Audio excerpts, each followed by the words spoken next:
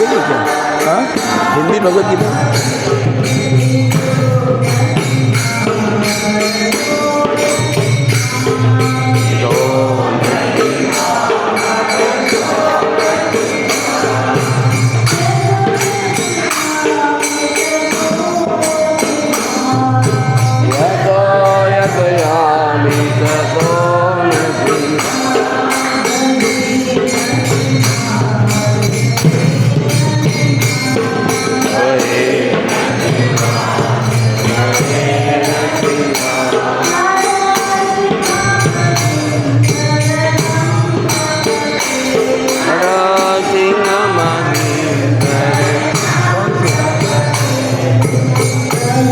What do you want to speak on? किस श्लोक पर पढ़े? आजकल 12 अध्याय पढ़ रहे हैं। अध्याय 12 इसमें से कोई श्लोक ले लो। ओके। गतिभो अनुवृंगा केशवती हरि रोहा जय जगदीश हरे जय जगदीश हरे जय जगदीश हरे।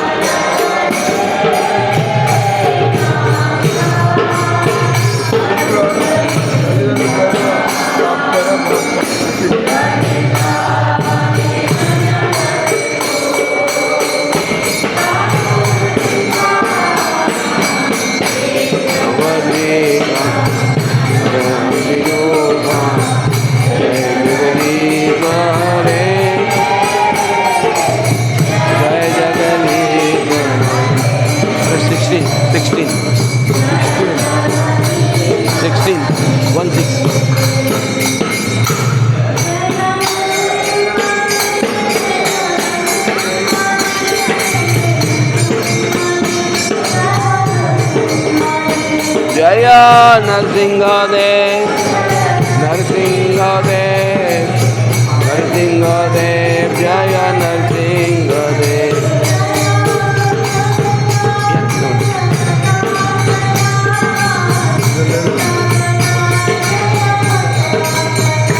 जय भक्ता पहला तो पहला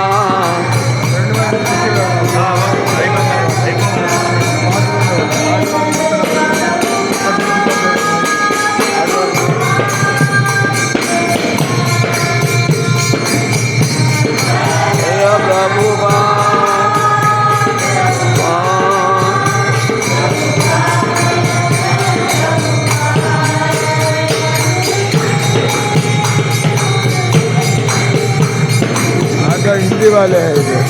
ओके। मारवाड़ी राजस्थान से महाराष्ट्र।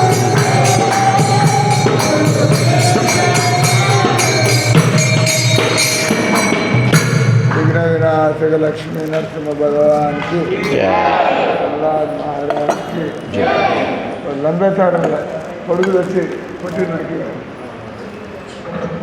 పొడుగు దానికి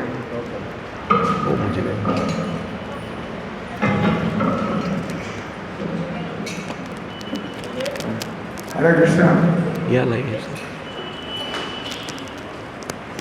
మనం క్లాస్ చెప్పడానికి ముందు మందిరాల్లో అన్నప్రాసన అక్షరాభ్యాసం ఇట్లాంటి ఫంక్షన్ హాల్లో వివాహం అన్నీ జరుగుతుండే. ఈరోజు మా భక్తులకి బంధువులైనటువంటి ఒకటి వాళ్ళ పాపకి అన్నప్రాసన అంటే మామూలుగా అయితే పూజ అంటే ఈవినింగ్ టైం కాబట్టి పూజ అంటే మామూలుగానే మీరంతా ఒకసారి పంచతత్వ మంత్రం హరే కృష్ణ మంత్రం గట్టిగా అంటుంటే ఆ మధ్యలో ఆ పాప కొద్దిగా అన్నప్రాసన కదా, 3వ నెల 4వ నెల 6వ నెల. ఈ తల్లిదండ్రుల పేరు మునగా సురేష్ టేకింగ్ ఫోటోగ్రాఫ్.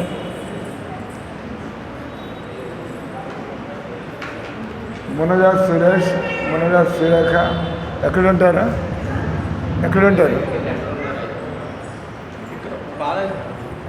అదే ఇక్కడ put on the video on कर ఇటండి यहाँ जी महाराज के पास में ఏం పేరు పెట్టారు పాప పేరు పాప బాబు త్రిషిత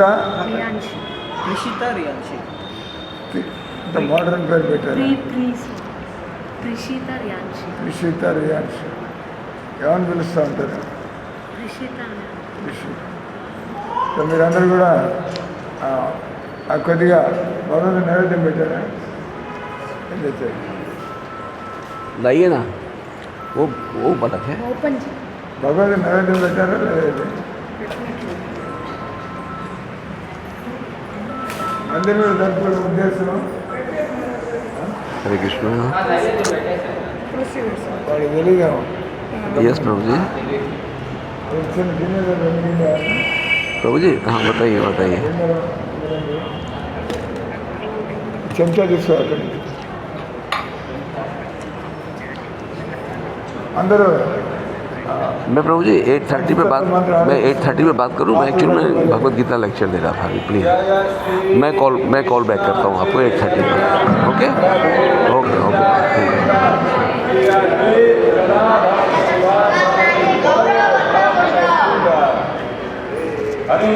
कृष्णा हरे कृष्ण कृष्णा कृष्णा हरे हरे हरे राम हरे छोटा चम्मच लाना चाहिए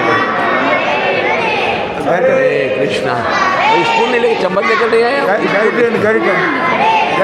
स्पून हरे राम राम राम बोलता रहो कृष्णा हरे कृष्णा कृष्णा कृष्णा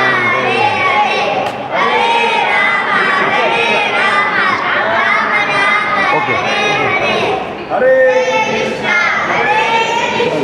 कृष्णा कृष्णा हरे हरे हरे राम राम राम हरे हरे कृष्णा कृष्णा कृष्णा हरे हरे हरे राम राम राम हरे फोटो लीजिए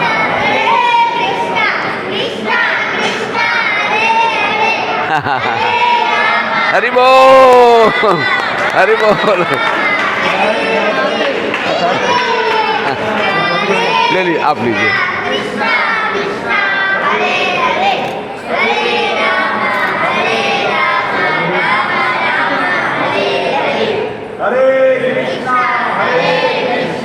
कृष्णा कृष्णा हरे हरे राम राम राम हरे हरे कृष्णा कृष्णा कृष्णा हरे हरे राम राम हरे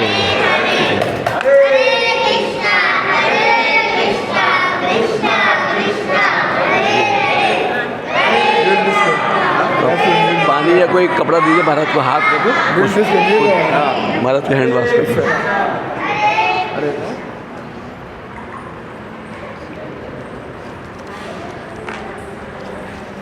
श्रील प्रभुपाद की ये लीजिए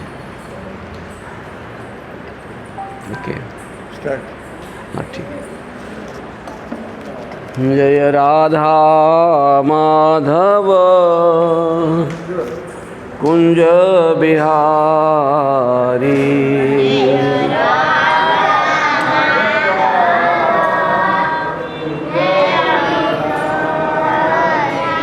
जय राधा माधव कुंज बिहारी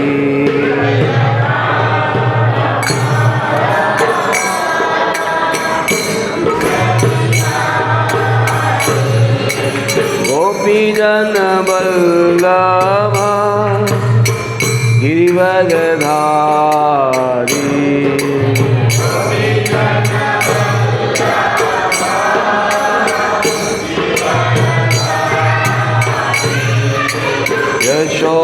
यशोदानंदन व्रज जनरंजन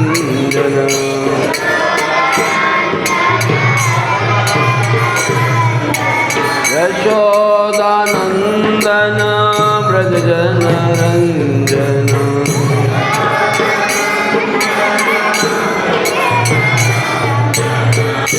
यशोदानंदन व्रज जन रंजन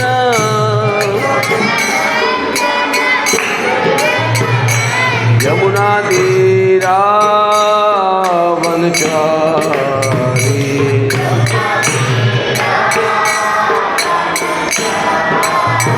यमुना तीरा वनचारी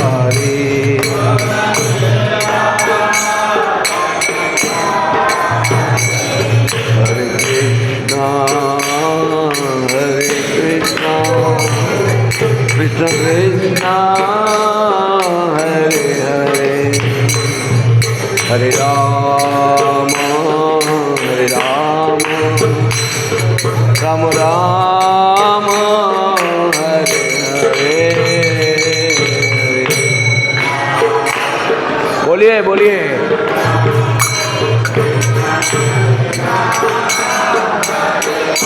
दोनों हाथों से ताली बजाइए और भगवान का नाम लीजिए। टाइम होगा, क्लास के लिए टाइम नहीं होगा, क्लास के लिए टाइम नहीं होगा, 8 बजे बंद करना। हरे कृष्णा कृष्णा कृष्णा हरे हरे हरे राम राम राम हरे हरे।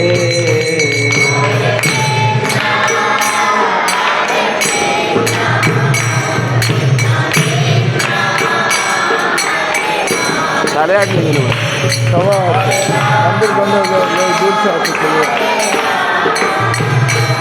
आधा घंटे के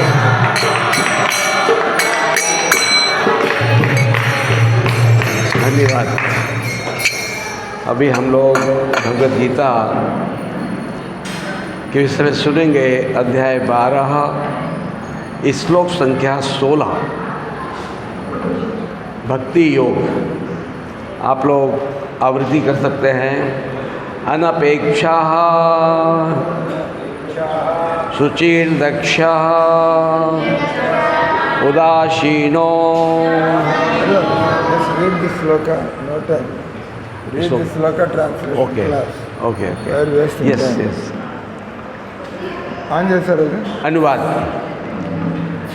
ऐसा मेरा भक्त। पूरा श्लोक पढ़ो एक बार, फिर अनुवाद।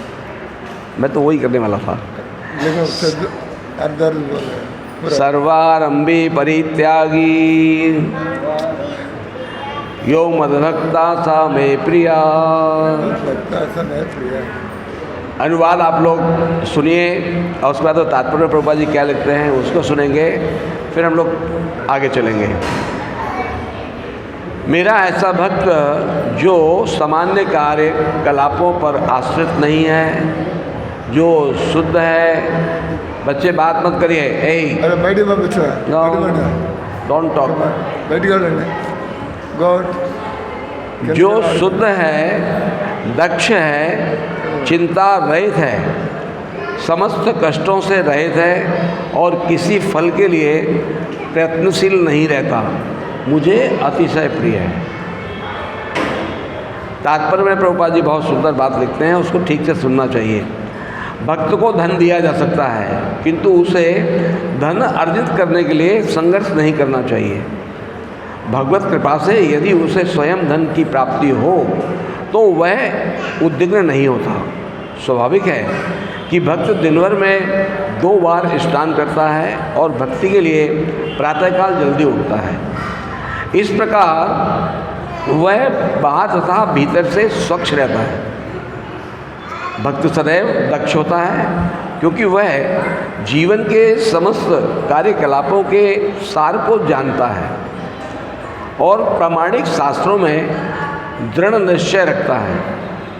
भक्त कभी किसी दल में भाग नहीं लेता, अतएव वह चिंता मुक्त रहता है। समस्त उपनिषदों से उपाधियों से युक्त होने के कारण कभी व्यथित नहीं होता। वह जानता है कि उसका शरीर एक उपाधि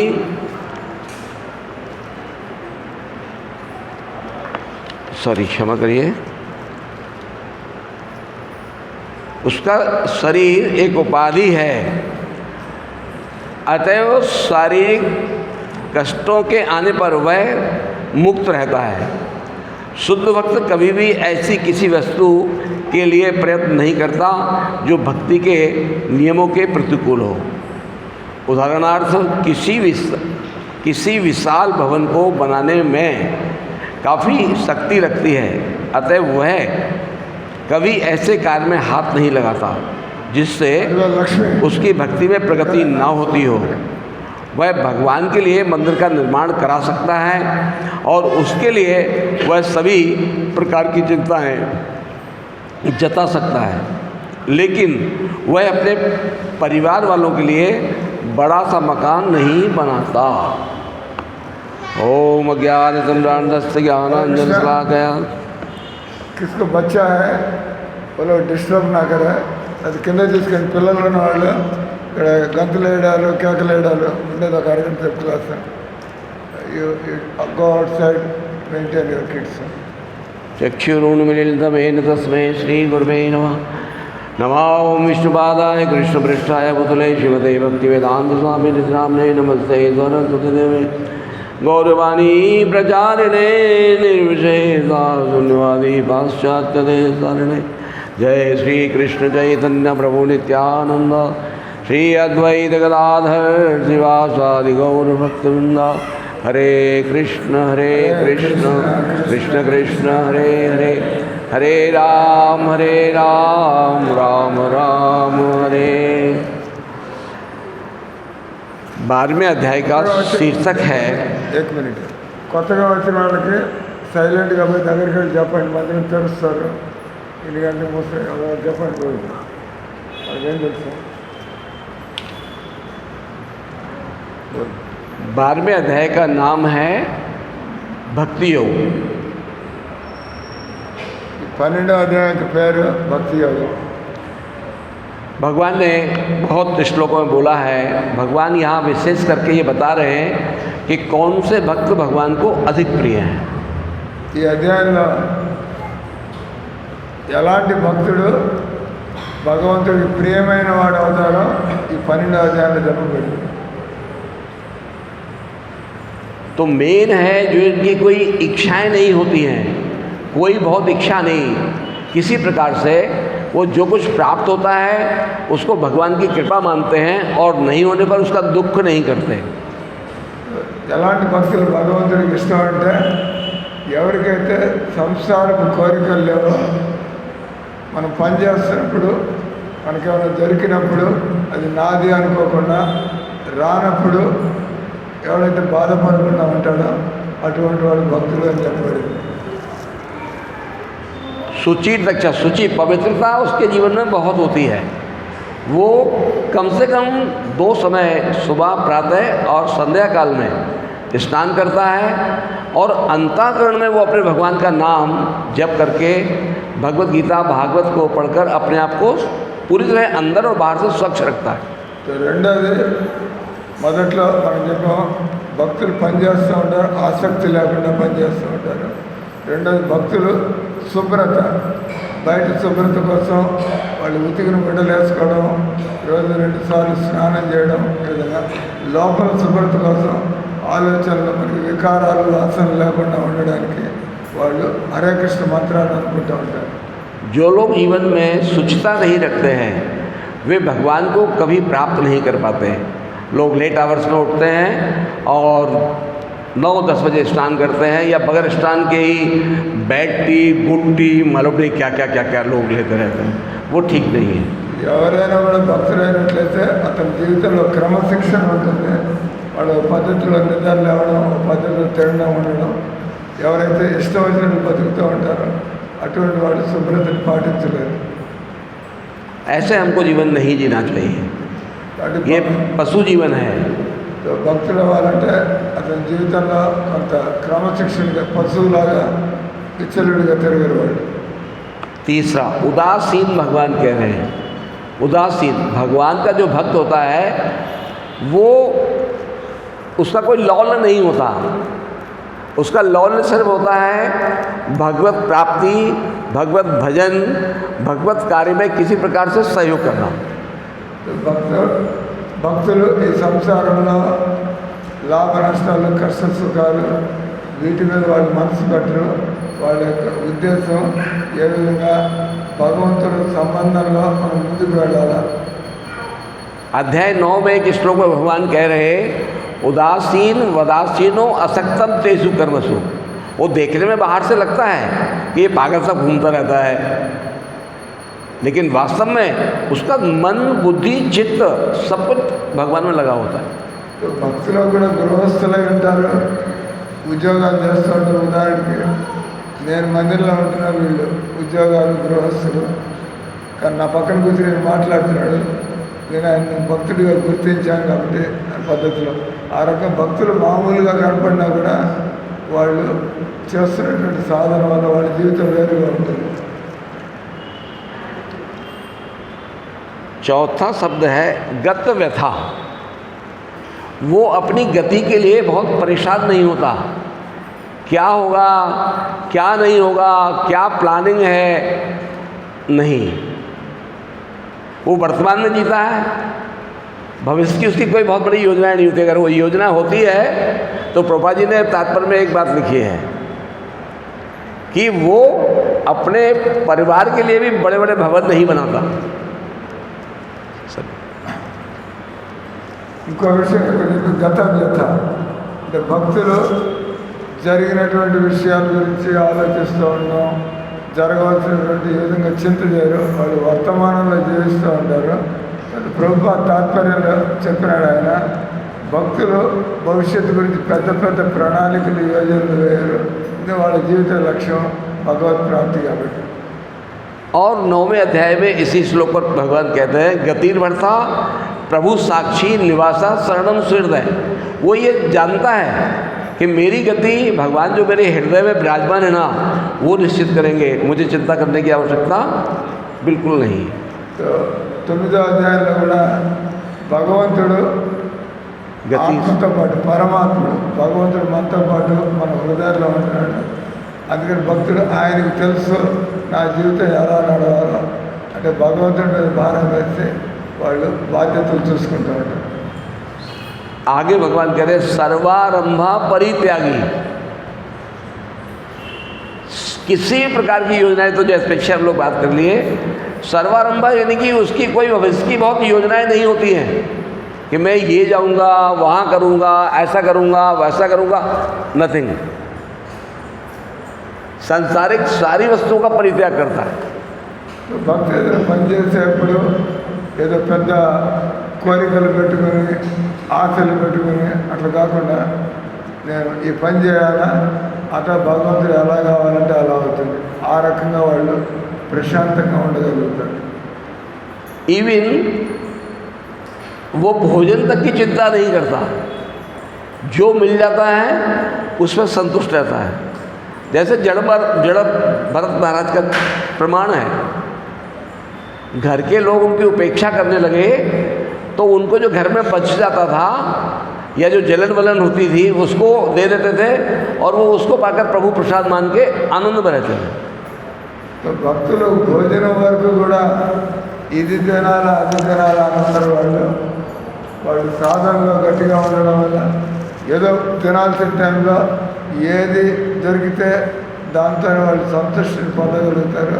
దానికి ఉదాహరణగా భరత మహారాజు, ఎవరి పేరు మీద ఈ దేశాన్ని భారతదేశం అంటారో ఆ భరత మహారాజు, ఆయన తన ఒక బ్రాహ్మణ జన్మలో ఆయన సంసారంలో ఇరుక్కోకుండా ఉండడానికి పిచ్చివాళ్ళగా, అంటే అన్నీ తెలుసానికి, కానీ నేను తెలివిగల వాళ్ళ కనిపిస్తే నాకు పెళ్లి చేస్తారు ఇట్లా. అందుకని ఆయన మతి లేని వాళ్ళగా నాటకం చేస్తున్నాడు. ఇంట్లో వాళ్ళు తిక్కాడు అనుకుని మంచి భోజనం పనికిరాని అన్న రొట్టెలు కొద్ది కాలిపోయిన రొట్టెలు అది చేయడం, కానీ ఆయన దాన్నే తిని భగవంతుడు ఇచ్చే ఇదే అని చెప్పి ఆ రకంగా ఎలాంటి కంప్లైంట్ లేకుండా ఉంటాడు. అది ఒక భక్తుడి యొక్క లక్షణం. जबकि जो भरत महाराज थे वे इस पृथ्वी के राजा थे, पूरी पृथ्वी पर उनका शासन होता था। लेकिन जब सारा उन्होंने संपत्ति अपनी राजपाट अपने बच्चों को दे दिया तो फिर वे बिल्कुल विरक्त होकर रहने लगे और भजन करने चले गए। तो भरत महाराज ఆయన చక్రవర్తి సామ్రాజ్య ప్రపంచానికి అంతా కూడా రాజైనా కూడా ఆయన భగవత్ ప్రాకృతిని వదిలేసి వెళ్ళినప్పుడు ఆయన నేల మీద పండుకోవడం, కందమూలాలు తినడం, నిజంగా భక్తులు అంటే ఈ రకంగా తిండి చాదస్తూ ఉండదు వాళ్ళు. हम लोगों के पास कुछ 10-5 करोड़ रुपया हो जाता है तो हम लोग अपने आप को, वो तो चक्रवर्ती सम्राट थे पूरे भारतवर्ष के, उनका इतना यश था कि उनके नाम से यह देश का नाम पड़ा भारत. तो మనకి అంత ఇంత సంపాదిస్తేనే మనం కాళ్ళు ఎగరేసుకుంటూ ఉంటాము. భర్తమానాలు ఈ పూర్తి ఈ భూమికి అంతా కూడా రాజుగా ఉండేవాడు, కానీ ఆయనకి ఎలాంటి స్వామిత్వం, నేను రాజుని అనేటువంటి భావన ఉండేది కదా. आगे भगवान अर्जुन को कह रहे हैं यो ऐसा भक्ता जिनके अंदर ये सारे गुण होते हैं, भगवान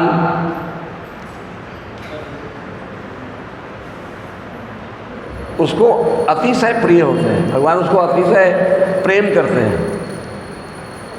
ఇప్పుడు మనం చెప్పుకున్నట్టుగా ఈ శుభ్రత తర్వాత ఈ ఎలాంటి ప్లాన్లు తర్వాత అన్ని పరిస్థితులు సంతృష్టి ఇటువంటి భక్తులు నాకు ఎంత ప్రియమని ఈ శ్లోకంలో చెప్పుకుంటారు. सा भक्ता सा मैं प्रिया, 2 बार भगवान सा कह रहे हैं. वह जो मेरा भक्त है वह मुझे अतिशय प्रिय होता है, प्रिय नहीं होता है, अधिक प्रिय होता है. तो భక్తి ఆధారంగా చేస్తున్న వాళ్ళంతా కూడా భక్తులే, కానీ ఎవరైతే లక్షణాలు కలిగి ఉంటారో ఆత్మ లక్షణాలు భక్తి వాళ్ళు అధిక ప్రేమైనటువంటి వాళ్ళని చెప్పాడు. तो इससे ये स्पष्ट होता है एक श्लोक से ही, भगवत गीता का हम किसी भी अध्याय से कोई भी श्लोक लेकर भगवान की वाणी को अगर एक श्लोक को भी अपने जीवन में ले लें तो हम अपने मनुष्य जीवन को सार्थक कर सकते हैं.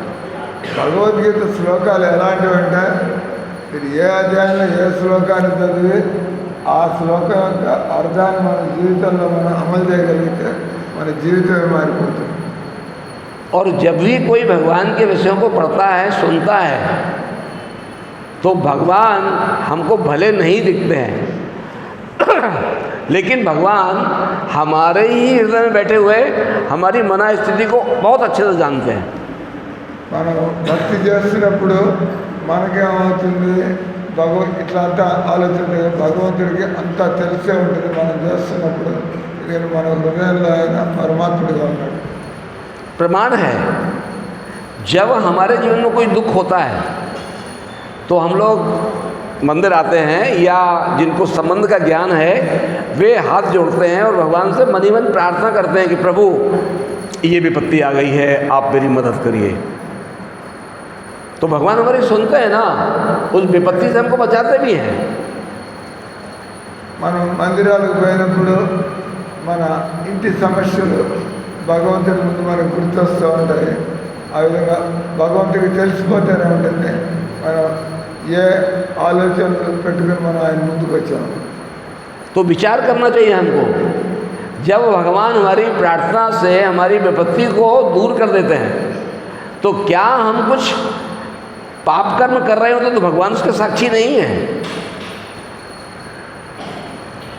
మన జీవితంలో ఏది చేసినా కూడా మంచి చేసినా మన పాప పనులు చేసినా కూడా భగవంతుడు ఆయన సాక్షిలాగా అన్ని చూస్తూనే ఉంటాడు. भगवान हमारे उस पाप कर्म के पूर्णतः साक्षी हैं. भगवत गीता अध्याय 9 में इस बात कहते हैं, गतिर भरता प्रभु साक्षी निवासा शरणम सुहृदय. मेरे हृदय में रहते हुए, मैं तुम्हारे हृदय में रहते हुए तुम्हारी एक एक चीज को जानता हूँ. गतिर भरता प्रभु साक्षी, निवास हमारे साथ में कर रहे हैं लेकिन हम उसको नहीं मानते. మనకంటే కూడా మన గురించి దేవుడికి ఎక్కువ తెలుసు. మన ఆలోచనలన్నీ ఆయన చూస్తూనే ఉన్నారు. भगवान से भय करने की आवश्यकता नहीं है. भगवान आपकी हमारी तरह एक व्यक्ति हैं, लेकिन लॉर्ड ऑफ सुप्रीम पावर. భగవంతుడు సర్వశక్తిమంతుడు. అట్లని చెప్పి మనం ఆయనకు భయపడాల్సిన అవసరం లేదు. ఎందుకంటే ఆయన మనకి తండ్రి లాంటి వాడు. మనకి ఏ విధంగా మేలు చేయాలని ఎప్పుడు చూస్తూ ఉంటాడు. जैसे एक उदाहरण के तौर पर हम लोग समझ सकते हैं, हमारे जो देश के प्रधानमंत्री हैं, अभी जब रामलला का स्थापना हुआ तो उनको मेन मुख्य पुजारी बनाया गया. तो पुजारी सेवा, भगवान की सेवा करने के लिए हमें जीवन में कुछ त्याग तपस्या करना होता है. जैसे अभी यहाँ पर 6 चीज़ों के बारे में भगवान ने बताया. ఎవరైనా భగవంతుడికి సేవ చేయాలంటే మనం తపస్సు, త్యాగం, ఏ రకంగా ఇక్కడ భక్తుల లక్షణాలు చెప్పబడ్డాయో అవన్నీ ఉండాలి. जो कहे ना शुचि दक्ष, तो ये 6 गुण होने चाहिए. तो जो वहाँ के वरिष्ठ पुजारी लोग थे, उन्होंने कहा कि आपको कम से कम 3 दिन जो है वो ज़मीन पर सोना होगा, फलाहार लेना होगा और अधिक से अधिक तपस्या करनी होगी. మనం మొన్న రామ మందిరం మనం ప్రారంభం దగ్గర దానిలో మన దేశ ప్రధాని ఆయన ఆ ప్రాణ ప్రతిష్టలో పాల్గొన్నాడు. ఆయన ప్రధాని అయినా కూడా భగవంతుడి ప్రాణ ప్రతిష్ఠ పాల్గొనేప్పుడు ఆయన ఇన్ని రోజులు ఉపవాసం ఉండాలా, నేల మీద పండుకోవాలా, కేవలం ఇది మాత్రమే తినాలా, ఆయన అవన్నీ పాటించాడు. तो वे इतने दक्ष पहले से थे, क्योंकि मोदी जी अपने बालावस्था में 13 से लगभग 18 वर्ष तक उन्होंने पहाड़ों में रहकर तपस्या की है. दक्ष थे. మోడీ ఆయన అందరిలాగా ఆయన రాజకీయ నాయకుడు కాదు. చిన్నప్పటి నుంచి ఆయన జీవితం తపస్య భరితంగా ఉండేటువంటిది. ఆయన చిన్నప్పటి నుంచి ఈ విధంగా బతికాడు కాబట్టి ఆయన ప్రధానమంత్రి అయినా కూడా ఆయనకి ఇవన్నీ కూడా సులభంగానే భక్తి నియమాలు ఆయన పాటించగలుగుతున్నాడు. तो उन्होंने 3 दिन नहीं, उन्होंने कहा मैं 11 दिन तपस्या करूँगा. ఆయన పూర్తిగా 3 రోజులే కాదు, 11 రోజులు కూడా నేను ఏమి తినకుండా అటు కొబ్బరి నీళ్ళు తాగుతూ ఉంటా అన్నాడు. और उन 11 दिनों में उन्होंने दक्षिण भारत का मैक्सिमम आपका जो है वो जो मुख्य स्थान है, इवन पद्मनाभ स्वामी, उनको प्रणाम करने गए और वहाँ विशेष पूजन किया और सिर्फ नारियल पानी रहकर 11 दिन रहे.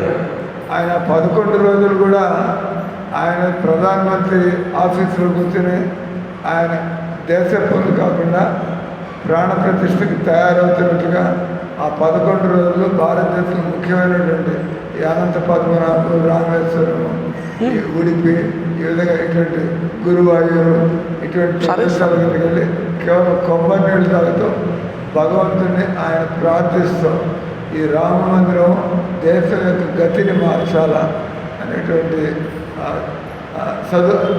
సత్లక్షణతో ఆయన ఆ 11 రోజులు గడిపాడు. तो ये जो यहाँ पर 6-7 भगवान ने जो लक्षण कहे हैं वो ऑलरेडी उनमें पहले से थे, तभी तो जाकर वो सारे स्थानों पर गए ना.